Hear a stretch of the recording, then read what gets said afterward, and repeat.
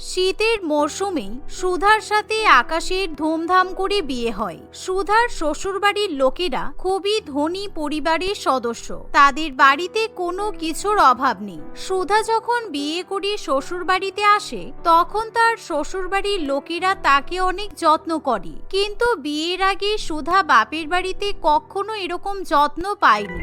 বৌমা, তুমি সবে মাত্র তোমার বাপের বাড়ি থেকে এখানে এসেছো, তাই তুমি ঘরে গিয়ে আরাম করো। এই শুনে সুধা নিজের ঘরে চলে যায়। ঘরে গিয়ে সে খুবই আরাম পায়, কারণ তার ঘরে চারিদিকে রুম হিটার চলে। এর আগে সুধা কখনোই রুম হিটার দেখেনি। এমন সময় সুধার বদমাইশ বড় যা প্রিয়াঙ্কা সেখানে গিয়ে বলে, কি ব্যাপার, দাঁড়িয়ে আছো কেন? যাও, বেনারসি ছেড়ে নাও। হ্যাঁ দিদি, যাচ্ছি, কিন্তু এগুলো চারপাশে কি জ্বলছে গো? কি আরাম লাগছে, বাইরে যে এত ঠান্ডা মনেই হচ্ছে না। এই ঘরটাতে সত্যিই খুব আরাম, কি সুন্দর গরম। ওরে বাবা, অশিক্ষিত কোথাকার, তুমি কোনোদিনও বাবার জন্মে রুম হিটার দেখোনি? তোমার ঘরে চারিদিকে তোমার শ্বশুরবাড়ির লোকেরা রুম হিটার বসিয়ে দিয়েছে, তাই তোমার ঠান্ডা লাগছে না। আসলে তুমি গরিব বাপের বাড়ি থেকে এসেছো তো, তাই তুমি আর কি বুঝবে। তোমাদের তো ছেঁড়া কম্বল ছেঁড়া কাঁথায় ঘুমানোর অভ্যাস, তাই না? এমন কথা শুনে সুধার ভীষণই খারাপ লাগে, তাই সে তখনই রুম হিটারগুলো বন্ধ করে দেয়। আমার রুম হিটারের কোনো প্রয়োজন নেই, কারণ এমনিও এসব জিনিস চালালে অনেক ইলেকট্রিক বিল আসবে, সেই টাকা আমার শ্বশুরবাড়ির লোকেদেরকেই দিতে হবে, তাই আমি রুম হিটার ব্যবহার করব না। সুধা এই কথা বললে প্রিয়াঙ্কা তাকে মুখ ভাঙিয়ে সেখান থেকে চলে যায়। কিছুক্ষণ পর আকাশ যখন ঘরে আসে তখন, ওরে বাবা রে, কি ঠান্ডা! আমার ঘরে তো এত ঠান্ডা লাগার কথা নয়। আমার ঘরে তো চারিদিকে রুম হিটার বসানো, তবু এত ঠান্ডা লাগছে কেন কি জানি। আর সুধা, তুমি এই ঠান্ডার মধ্যে কিভাবে দাঁড়িয়ে আছো? মনে হয় রুম হিটার গুলো খারাপ হয়ে গেছে, দেখো না। না না, খারাপ হয়নি, আমি ওই গরম করার মেশিনগুলো বন্ধ করে দিয়েছি। এত কারেন্ট পোড়ালে অনেক টাকা বিল আসবে, তাই কোনো দরকার নেই। আরে বিল আসবে তো কি হয়েছে, তুমি এত চিন্তা করো না। ইলেকট্রিক বিল পেমেন্ট করার মতো আমার কাছে অনেক টাকা আছে, রোজগার করি তো। এই কথা বলে আকাশ আবার রুম হিটার চালিয়ে দেয়, যার ফলে সুধা সেদিন রাত্রিবেলা আরাম করে ঘুমায়। পরের দিন সকালবেলা ঘুম থেকে উঠে সুধা তার বাপের বাড়ি থেকে নিয়ে আসা একটা ছেঁড়া সোয়েটার পরে নেয়। সে যখন সেই সোয়েটার পরে রান্নাঘরে যায় তখন, নতুন বৌমা, তুমি এই ঠান্ডার মধ্যে এত সকালবেলা রান্নাঘরে এসেছো কেন? তোমার শ্বশুরবাড়ির লোকেরা তো এখনো ঘুম থেকে ওঠেনি, তুমি গিয়ে আবার ঘুমিয়ে পড়ো। এত ঠান্ডার মধ্যে ঘর থেকে বেরিয়েও না, আমি সব রান্না বান্না করে নিচ্ছি। না না দিদি, তুমি রান্না করবে কেন? আমি তো এই বাড়ির বউ, আজকে আমি সবার জন্য রান্না করব। আর আমার একদমই ঠান্ডা লাগছে না, তুমি বরঞ্চ এক জায়গায় বসে আরাম করো, কারণ তোমার তো বয়স হয়েছে। আমার কোনো ঠান্ডা লাগছে না, কারণ এই বাড়ির মালকিন আমাকে একটা দামি সোয়েটার আর পায়ে পরার জুতো দিয়েছে, কিন্তু তুমি তো দেখছি পায়ে জুতো পর্যন্ত পরোনি। তুমি ঘরে যাও, কারণ মালকিন যদি একবার দেখতে পাই আমি থাকতে তুমি রান্না করছো, তাহলে কিন্তু আমার উপর খুব রেগে যাবে। সাবিত্রী এই কথা বলা মাত্রই সেখানে বিপাশা দেবী, তার বড় বৌমা এবং মেয়ে সুলেখা চলে আসে। বৌমা, এই ঠান্ডার মধ্যে রান্না করলে তোমার তো শরীর খারাপ করবে, কারণ আমাদের রান্নাঘরটা অনেক ঠান্ডা। তাছাড়া আমাদের বাড়িতে রান্না করার জন্য সাবিত্রী আছে তো, তোমাকে রান্না করতে হবে না, তুমি শুধু ঘরে বসে আরাম করবে। আর বৌদি, আমরা কিন্তু জানি তুমি শীতকালে পালং শাক, গাজর, কড়াইশুটির কচুরি, আলুর দম খেতে পছন্দ করো, তাই কিন্তু আমরা সাবিত্রী দিদিকে ওগুলো রান্না করতে বলে দিয়েছি। কিন্তু আমার জন্য এত কিছু করার কি দরকার? বাড়ির নতুন বউ হিসেবে আমার তো একটা দায়িত্ব পালন করা উচিত। এই, একদম বেশি মিষ্টি মিষ্টি কথা বলবে না। তোমার শাশুড়ি মা ননদ যখন রান্না করতে বারণ করছে, তাহলে তুমি জেদ করছো কেন? একটা ছেঁড়া সোয়েটার পরে কাজের মাসির মতো রান্নাঘরে রান্না করতে চলে এসেছো। এই কথা শুনে সুধার খুবই খারাপ লাগে। বড় বৌমা, তুমি চুপ করো। ছোট বৌমাকে তুমি কেন এত কথা শোনাচ্ছ?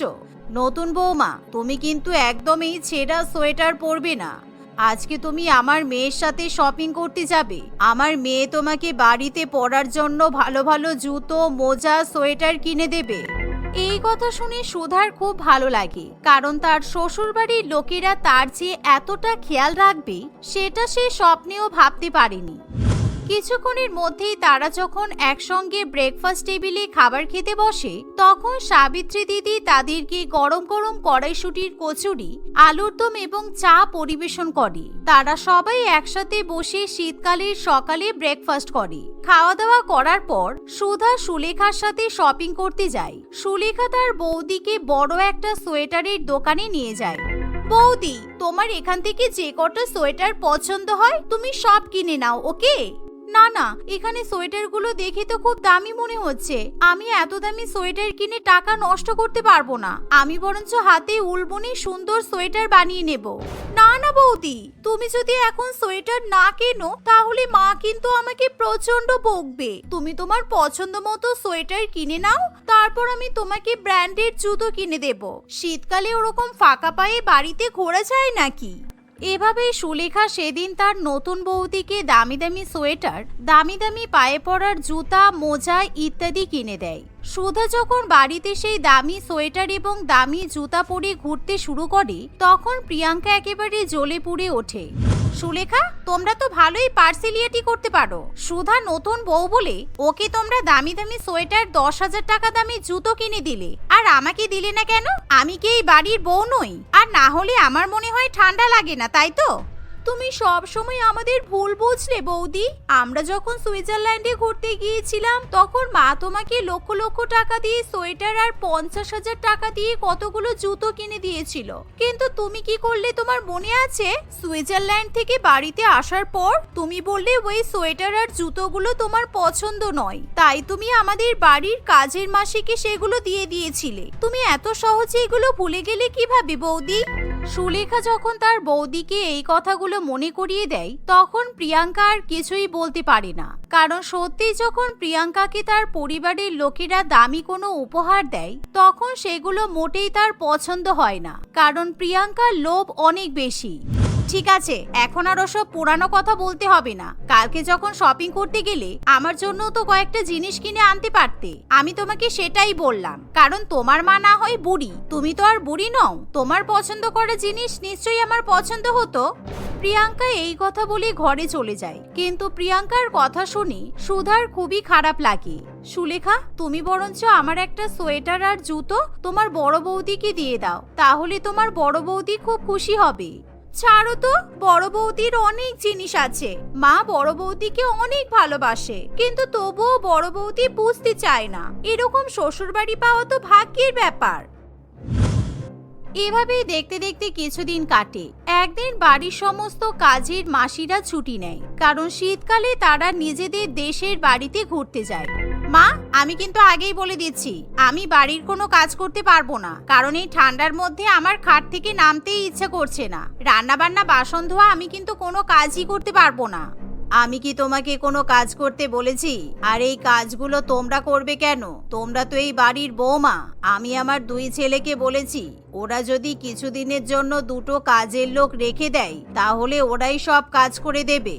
কিন্তু মা, আমরা দুজনে মিলে তো পাড়াতে অনেক লোক দেখেছি, কেউই তো এই ঠান্ডার মধ্যে এত বড় বাড়ির কাজ করতে চাইছে না। কি করি বলো তো? আর এখন সাবিত্রী দিদি, চম্পা দিদি 1 সপ্তাহ পর আসবে, তাহলে কি 1 সপ্তাহ ধরে এই বাড়িতে কোনো কাজ হবে না? 3 বেলার খাবার না হয় আমরা রেস্টুরেন্ট থেকে কিনে খেলাম, কিন্তু বাদবাকি কাজগুলো কে করবে?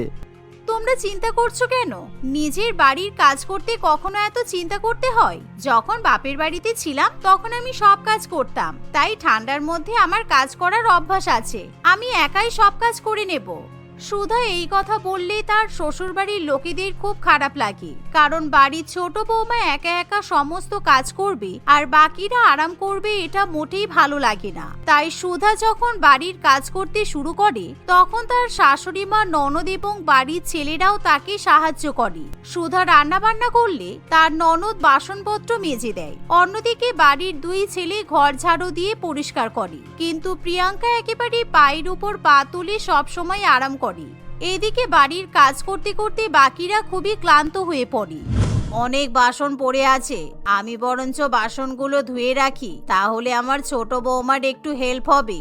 এখন তো ছোট বৌমা ঘুমাচ্ছে, বেচারি মনে হয় ক্লান্ত হয়ে গেছে। বাড়ির কাজ করতে গিয়ে ছোট বৌমা ঠিক করে নিজের যত্নও নিতে পারছে না। হাতগুলো কেমন শুকিয়ে গেছে, গালের চামড়া ফেটে গেছে। আজকে ছোট বৌমাকে আমি আর বিরক্ত করব না। এই ভেবে শাশুড়ি মা অতি ঠান্ডার মধ্যেই এক পাহাড় সমান বাসন মাজতে শুরু করে। কিন্তু বড় বৌমা সেটা দেখে না দেখার ভান করে থাকে। কিন্তু বাসন মাজার ফলে ঠান্ডায় হঠাৎ করে বিপাশা দেবীর ভীষণ পরিমাণে শরীর খারাপ করে, কারণ তার হাত পা একেবারে শূন্য হয়ে যায়। দুই ছেলে যখন ডাক্তারবাবুকে ডেকে নিয়ে আসে তখন ডাক্তারবাবু অনেকগুলো ওষুধপত্র লিখে দেয়, এমনকি বিপাশা দেবীকে বাড়ির কাজ করতেও বারণ করে দেয়। আজকে আপনার এতটা শরীর খারাপ হয়েছে শুধুমাত্র আমার জন্য। আমি যদি ঘুমিয়ে না পড়তাম তাহলে আপনাকে ওই বাসনগুলো ধুতে হতো না। আপনি আমাকে ক্ষমা করে দিন মা। তোমার কোনো দোষ নেই ছোট বৌমা, তুমি সব সময় আমাদের কথা চিন্তা করো। কিন্তু আমি অবাক হয়ে যাই যে আমার বড় বৌমা দেখলো আমি কষ্ট করে ঠান্ডার মধ্যে বাসন ধুচ্ছি, কিন্তু ও আমাকে সাহায্য করলো না, বরঞ্চ আমি বাসন পরিষ্কার করছিলাম তখন। মা, এই যে আমার ফুচকার বাটি রইলো, আপনি পরিষ্কার করে দেবেন, কারণ আমি ঠান্ডার মধ্যে জল দিয়ে বাসন পরিষ্কার করতে পারবো না। আপনি যখন বাসন মাজছেন তাহলে এটা আপনিই পরিষ্কার করে দিন। প্রিয়াঙ্কা এই বলে রান্নাঘর থেকে চলে যায়। বিপাশা দেবী যখন সবার সামনে এমন কথা বলে তখন প্রিয়াঙ্কাও ভীষণই লজ্জিত হয়ে পড়ে। আমি সত্যিই খুব ভুল করেছি, আমার এরকম করা উচিত হয়নি, কারণ আপনারা আমাকে অনেক ভালোবাসেন। আমাকে বাড়ির কোনো কাজও করতে হয় না, সব সময় আপনারা আমার খেয়াল রাখেন। আমি একেবারে মহারানীর মতোই থাকি, কিন্তু ছোট এই বাড়িতে আসার পর আপনারা সবাই যখন ছোটর প্রতি খেয়াল রাখছেন আমার খুব হিংসা হচ্ছে। জানি না, কিছুক্ষণের জন্য আমি মনে হয় পাগল হয়ে গিয়েছিলাম। আমার এরকম করা উচিত হয়নি, আপনারা আমাকে ক্ষমা করে দিন। আমি আর এরকম কখনো করব না। আমি ভুলেই গিয়েছিলাম, আমি যেমন এই বাড়ির বউ, ছোট এই বাড়ির বউ। প্রিয়াঙ্কা এভাবেই তার শ্বশুর বাড়ির লোকেদের কাছে ক্ষমা চেয়ে নেয়। কিছুদিনের মধ্যে বিপাশা দেবীও সুস্থ হয়ে ওঠে।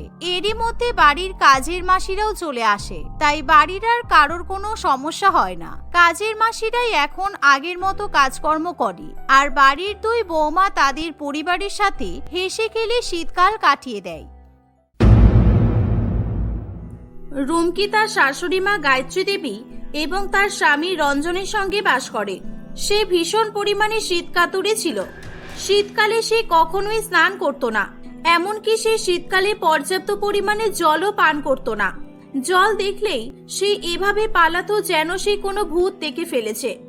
শীতকাল পড়ার সঙ্গে সঙ্গে রুমকি ভীষণ পরিমাণে অলস হয়ে পড়ত। তাকে সবসময় কম্বলের নিচেই পাওয়া যেত। এমনই একদিন রুমকি তার ঘরে কম্বল মুড়ি দিয়ে বসেছিল, তখন সেখানে তার শাশুড়ি মা গায়ত্রী দেবী আসে। বৌমা, তুমি এখনো কম্বল থেকে বাইরে বেরোলে না? যত রাজ্যের লোকে শীত সব কি তোমার উপর পড়ছে? তাড়াতাড়ি ওঠো আর যাও স্নান করে নাও। মা, আমি স্নান করব না, এই তো মাত্র কদিন আগে স্নান করলাম, আপনি আবার আমাকে স্নান করতে বলছেন? কদিন আগে? 3 সপ্তাহ আগে তুমি স্নান করেছিলে। আজকে আমি কোনো কথা শুনবো না। তুমি এত নোংরা কেন বলো তো? তোমার মতো নোংরা মেয়ে আমি আর কখনো দেখিনি। ছি, স্নান না করে কেউ কিভাবে এতদিন থাকতে পারে?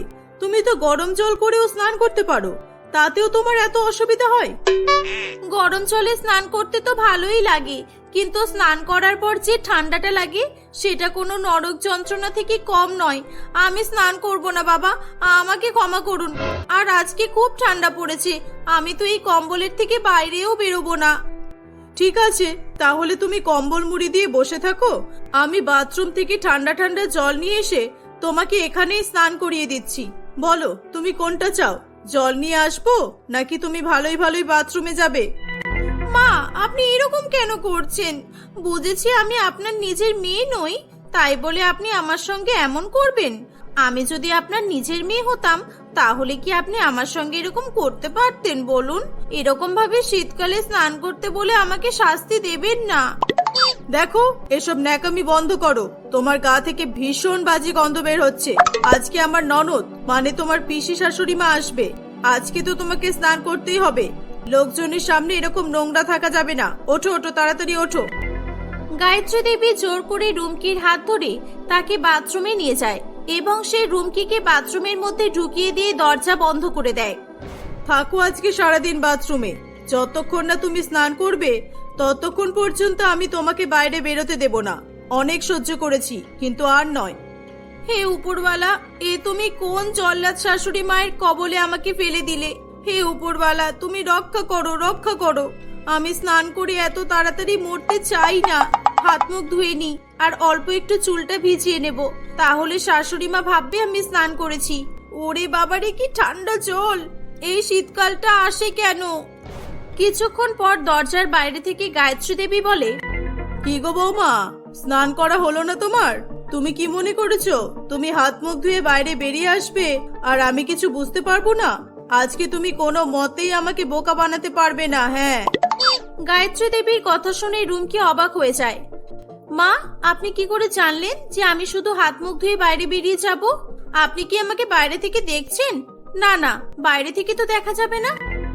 বাইরে থেকে দেখা যাবে না ঠিকই, কিন্তু আমি বাথরুমের মধ্যে সিসিটিভি ক্যামেরা লাগিয়ে রেখেছি। তুমি স্নান না করলে আমি কিন্তু ধরে ফেলবো।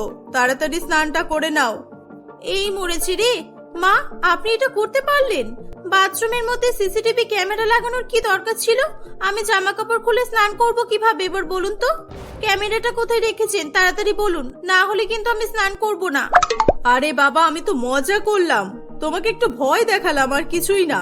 তাড়াতাড়ি স্নান করে বাইরে বেরিয়ে এসো, আমি দাঁড়িয়ে আছি। ঠিক তখনই সেখানে গায়ত্রী দেবীর ননদ মোনালি চলে আসে। বৌদি, আমার খুব জোরে পটি পেয়েছে, বাথরুমে কেউ আছে নাকি? তাড়াতাড়ি বের হতে বলো, আমি আর আটকে রাখতে পারছি না গো বাবা। হ্যাঁ হ্যাঁ, বাথরুমে তো আমার বৌমা আছে, স্নান করতে ঢুকেছে। দাঁড়াও দাঁড়াও, আমি বেরোতে বলছি। এই বলে গায়ত্রী দেবী বাথরুমের দরজা খুলে দেয়। রুমকি তখনও স্নান না করে জলের দিকে তাকিয়ে তাকিয়ে ঠকঠক করে কেঁপেই চলেছিল। বৌমা, তাড়াতাড়ি বাইরে বেরো তো, তোমার পিসি পটি করবে, তাড়াতাড়ি এসো। এটা শুনে রুমকি ভীষণ পরিমাণে খুশি হয়। পিসিমা, আপনি একদম ঠিক সময়ে এসেছেন। আমি উপরওয়ালার কাছে এটাই প্রার্থনা করছিলাম যে এমন কাউকে পাঠাতে যে আমাকে এই বিপদ থেকে উদ্ধার করবে। আপনি যে আজকে আমার কত বড় উপকার করেছেন আপনি নিজেও জানেন না। আপনি আমাকে নতুন জীবন দিয়েছেন। রুমকির কথা শুনে মোনালি দেবী কিছুই বুঝে উঠতে পারে না যে কেন রুমকি এই ধরনের কথা বলছে। রুমকির কথাগুলো শুনে তার শাশুড়ি মা তার উপর রেগে যায়। রুমকি খুশি মনে নাচতে নাচতে সেখান থেকে তার রুমে চলে যায় এবং আবার কম্বল মুড়ি দিয়ে শুয়ে পড়ে। দুপুরবেলা রান্না বান্না করার জন্য গায়ত্রী দেবী রুমকিকে অনেকবার রান্নাঘরে ডাকে, কিন্তু রুমকি কিছুতেই রান্নাঘরে যায় না। গায়ত্রী দেবী একা একাই সবার জন্য রান্না বান্না করে সবাইকে খাওয়ার জন্য ডাকে। এসে গেছো তাহলে মহারানী? আমি তো ভেবেছিলাম আজকে তুমি কম্বল ছাড়বেই না। যাক, এসেছো যখন আমি খাবারগুলো বেড়ে দিচ্ছি, তুমি সবার জন্য গ্লাসে জল ঢালো। এখানে 3টে গ্লাস আছে, দেখো। ওরে বাবা, এই ঠান্ডায় আমি নাকি জল খাবো? স্নান করলে যেমন আমি মরে যাব, তেমনি ঠান্ডায় জল খেলেও তো আমি মরেই যাব। এক কাজ করি, আমি পিসিমা আর মায়ের জন্য 2টো গ্লাসে জল ঢালি। আমার গ্লাসে আমি জল ঢালবো না, জলের বদলে আমি গরম গরম চা খাবো। হ্যাঁ, এটাই ভালো আইডিয়া। রুমকি মনে মনে এই ভেবে 2টো গ্লাসে জল ঢালে এবং তার গ্লাসটা নিয়ে রান্নাঘরে চলে যায়। কি হলো বৌদি, তোমার বৌমা রান্নাঘরে চলে গেল কেন?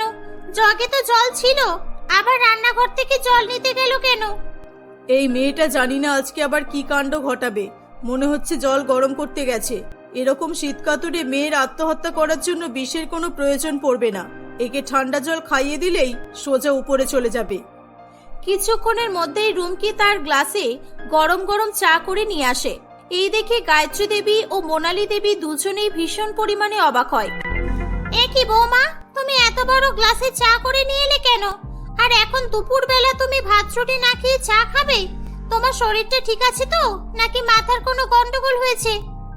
আমার শরীর একদম ঠিক আছে পিসিমা, আমার মাথারও কোনো গন্ডগোল হয়নি। আসলে শীতকাল তো, শীতকালে আমি ঠান্ডা জল খেতে পারি না। ঠান্ডা জল খেলে আমার খুব ঠান্ডা লাগে, আর এমন কাঁপুনি শুরু হবে, সেই কাঁপুনি আর থামার নামই নেবে না। আপনারা যেমন ভাত খাওয়ার পর অল্প অল্প করে জল খাবেন, আমিও তেমন ভাত খেতে খেতে অল্প অল্প গরম গরম চা খাবো। আপনি খাবেন? আরো চা আছে, আপনার জন্য এনে দেব।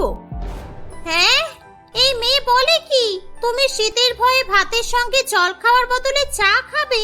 বৌদি, তোমার বৌমা কি উলফাল কথা বলছে গো? আমি তো এর কথা কিছু বুঝতে পারছি না। হ্যাঁ, তুমি তো কিছুই জানো না। এখন তো আমাদের বাড়িতে থাকবে, সবই জানতে পারবে। এ ভীষণ পরিমাণে শীতকাতুরে, শীতকালে কখনোই স্নান করে না, আর আজকে নতুন করে ভাতের সঙ্গে চা খাওয়ার ড্রামা শুরু করেছে। আরো অনেক কিছুই দেখতে পাবে তুমি। রুমকি তাদের কোনো কথা না শুনে ভাত খাওয়া শুরু করে দেয়। সে দু এক গাল ভাত খাওয়ার পরপরই গরম গরম চায়ে চুমুক দিচ্ছিল। খাওয়া দাওয়া হয়ে গেলে গায়ত্রী দেবী রুমকিকে বলে, বৌমা, আজকে তো কোনো কাজই করলে না তুমি। যাও, আমাদের তো খাওয়া শেষ হয়ে গেছে, এবার একটু বাসনগুলো ধুয়ে ফেলো ঝটপট। একটা কাজ করো অন্তত। মা, যেই মেয়ে শীতকালে নিজের শরীরে এক ফোঁটা জল লাগতে দেয় না, আপনি সেই মেয়েকে বাসন মাজতে বলছেন? আপনি এতটা নির্দয় কি করে হতে পারলেন? এই ঠান্ডায় জলে হাত দিলে আমার যে হাত কেটেই পড়ে যাবে। আমি কিছুতেই বাসন মাজতে পারবো না। আপনি আমাকে অন্য কাজ বলুন, যেই কাজে জল ব্যবহার করা হয় না সেরকম কাজ বলুন। তোমাকে এরকম আর কি কাজ বলবো? ঘর মোছা, বাসন মাজা, জামা কাপড় কাচা, সবকিছুতেই তো জলের প্রয়োজন। তাহলে তুমি শীতকালে বাড়ির কোনো কাজ করবে না? আরে স্নান করো না, ঠিক আছে, মানছি তুমি খুবই নোংরা, কিন্তু তাই বলে তুমি জলেও হাত দিতে ভয় পাবে? মা, আমি জানতাম আপনি আমাকে কথা শোনাবেন, সেই জন্য আমি আগেই ব্যবস্থা করে রেখেছি। আমি একটা কাজের মেয়েকে এই শীতকালে 3 মাসের জন্য কাজে রেখেছি। ওর সাথে আমার কথা হয়েছে, একটু পরেই চলে আসবে। জলের যত রকমের কাজ আছে, এই যে ধরুন বাসন মাজা, ঘর মোছা, জামা কাপড় কাচা, এইগুলো সব আপনি ওকেই বলবেন। আর হ্যাঁ, স্নান করার কাজটাও আপনি ওকেই বলতে পারেন, তাহলে আমি একটু চাপ মুক্ত হব। এই বলে রুমকি সেখান থেকে চলে যায়। রুমকির কথা শুনে তার শাশুড়ি মা অবাক হয়ে দাঁড়িয়ে থাকে। একদিন রুমকি মার্কেট থেকে বেশ কিছু টিস্যু পেপার কিনে নিয়ে আসে।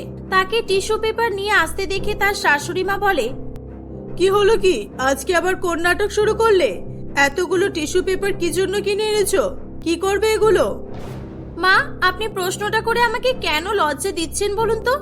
এই যে খাওয়া দাওয়ার পর হাত ধুতে হয়, তখন তো ভীষণ ঠান্ডা লাগে, সেই জন্য আমি এবার থেকে খাওয়া দাওয়ার পর টিস্যু দিয়েই হাত মুছবো, তাহলে আমাকে আর জলে হাত দিতে হবে না।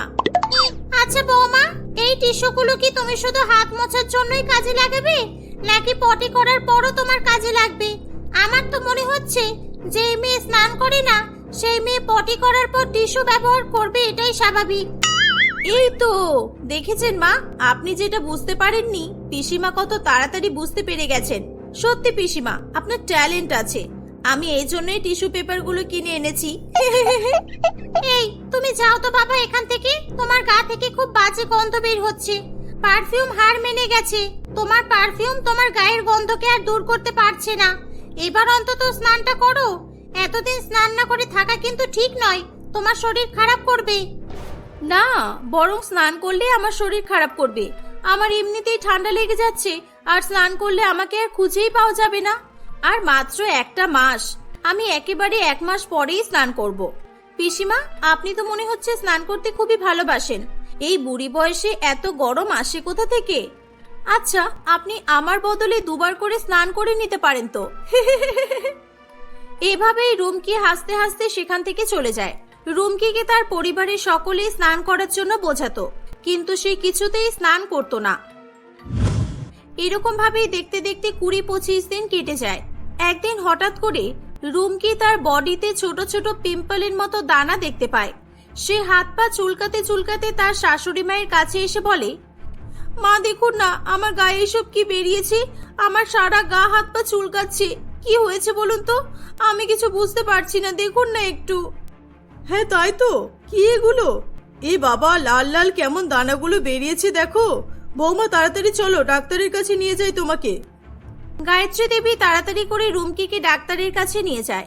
ডাক্তার রুমকি চেক আপ করার পর বলে, আপনার বৌমা স্নান করে না সেটা আমি ওর কাছে যেতেই বুঝতে পেরেছি। এর শরীর থেকে খুবই বাজে দুর্গন্ধ বের হচ্ছে। শুধু তাই নয়, এর শরীরে অন্তত পক্ষে 50 কেজি ময়লা তো জমেই আছে। একেবারে ময়লার বাক্স বলতে পারা যায়। দীর্ঘদিন ধরে স্নান না করার ফলে আর পরিষ্কার পরিচ্ছন্ন না থাকার ফলে এর বডিতে ইনফেকশন হয়ে গেছে। আপনারা আজব পাবলিক বটে। আপনি যদি সুস্থ হতে চান তাহলে কিন্তু আপনাকে রোজ স্নান করতে হবে। আপনি কোনটা চান বলুন?